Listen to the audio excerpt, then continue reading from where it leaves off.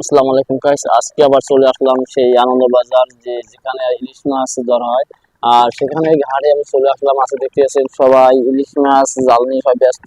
আর আজকে আবহাওয়াটা ওয়েদারটা প্রচুর খারাপ। খারাপ কারণে আজকেরা অনেকে মানে ইলিশ মাছ ধরতে যাইতে পারেনি। প্রচুর ওয়েদার খারাপ, মানে বাতাস, এবং এই বাতাসে ইলিশ মাছ পাওয়া যায় না। তাই তাই কারণে তারা ইলিশ মাছ ধরতে যায়নি। আর এখানে দেখতে পাচ্ছেন সবাই ব্যস্ততা আছে জাল নিয়ে, যে জালগুলো ঠিক করতেছে, যে সময় একটা সুযোগ পেয়েছে। আর এবছর ইলিশ মাছের চাহিদা প্রচুর কম। আর আপনারা দেখতে পাচ্ছেন ভিডিওর মাধ্যমে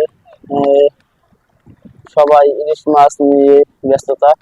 আর এখানে খাওয়া দাওয়ার জন্য ব্যস্ততা আছে। আর সবচেয়ে মজার ব্যাপার হইলো, দেখেন, ছোট একটা সংসার, এটা একটা দেখতে পাচ্ছেন ইলিশ মাছ খাচ্ছে এবং কি তারা রান্না করতে আছে, এটাই মজা, অনেক সুন্দর।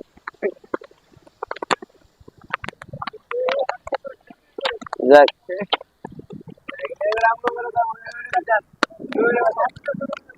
যাক, অনেক মজাই একটা বিষয় যে এখানে আপনারা দেখতে পাচ্ছেন আজকে তারা বন্যা কারণে এবং কি বাতাস কারণে তারা ইলিশ মাছ ধরতে যাইতে পারতেছে না। কেউ রান্না করে, কেউ জাল নিয়ে ব্যস্ত, কেউই রেস্ট নেওয়ার জন্য ব্যস্ত। এটাই হলো এখানে আনন্দবাজারের গাড়ির ব্যস্ততা। ভাই, আজকে আপনারা যে জান নাই, এটা মেন উদ্দেশ্য কি? আজ ইলিশ মাছ ধরতে জানিয়েছেন তুফান, এই জন্য তুফান যায় না।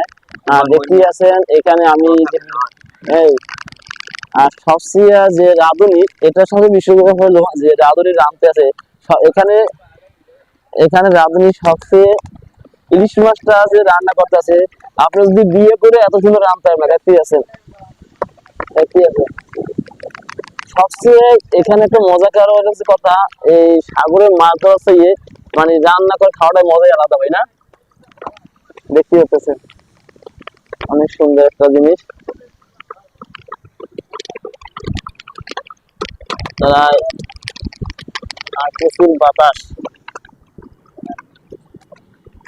আর আজকে যে বাতাসের কারণে তারা ইলিশ মাছ ধরতে পারে, এটা আমি ভিডিওতে বলছিলাম যে এবছর